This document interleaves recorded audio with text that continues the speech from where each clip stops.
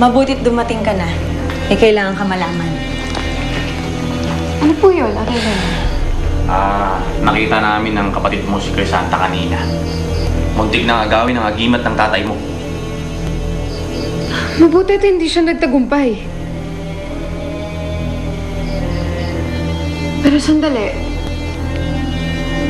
Kung alam na ni Crisanta na nakaiitay ang Luminous, ibig sabihin alam na ni Elvira. Nasa panganib ang buhay ni Itay. Hindi ako natatakot, anak. Kaya kong harapin kahit na sinong itim na sorcerer. Hindi mo alam ang sinasabi mo, Romano. Tiyak na hindi sila titigil hanggat hindi nila nakukuha sa iyo ang Luminous. Kaya kailangan niya nang umalis dito ni Romana. Kailangan na natin magbalik sa puting sanktuaryo. Sasama ako.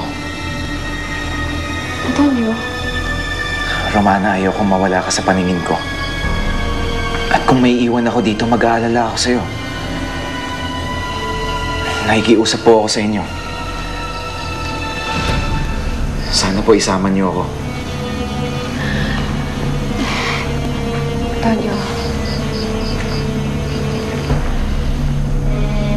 Salamat sa pag-aalala mo. Pero kaya ko na ang sarili ko. At ayaw kong madamay ka dito. Tama si Romana. Mas magiging ligtas ka kung limitado lang alam mo tungkol sa mga puting sorcerer. Kaya maiwan ka dito. Romana, maghanda na kayo. Aalis na tayo.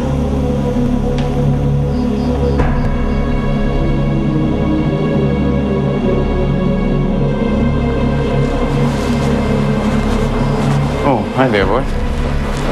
It's kind of late. Saan galing? Ano ba pakialam nyo? Whether you like it or not, asawa na ako ng mami mo. Kaya wag mo akong mabastusin. Wala akong pakialam ka, asawa mo na siya. Bitiwan mo ko!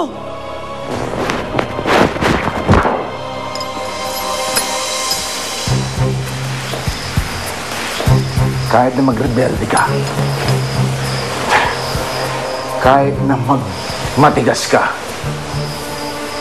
kailangan tanggapin mo na magkasama na kami, mag-asawa na kami ni Elvira.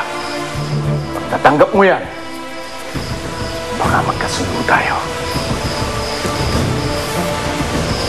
Hindi tayo pwede magkasundo. Alam ko na kung sino ka. Tulad ni Mama. Maitim din ang budhi mo. Kaya kahit kasal na kayo, hindi pa rin kita tinatanggap sa pamilya ko. Sige, gawin mo! Alam mo, anak ka lang ni Elvira. Hindi, baka kung ano na nagawa ko sa'yo.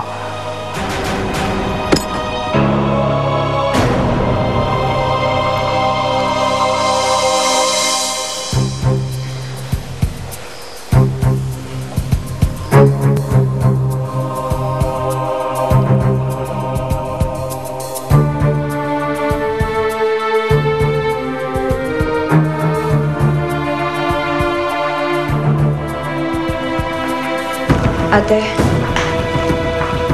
alam ko na ang nangyari. Alam kong hindi ka nagtagumpay sa misyon mo kay Roman. Hindi pala ganun kadali yun. Makukuha lang natin ang Luminous kapag kusang ibinigay sa akin yung Itay. Dahil sa nangyari kanina, mukhang malabo pang ibigay niya sa akin. Tama ka. Hindi niya kusang ibibigay ito sa'yo. Maliban na lang kung may kapalit. Kapalit? Anong kapalit? Si Romana. Si Romana ang gagawin nating kasangkapan para makuha natin ang kailangan natin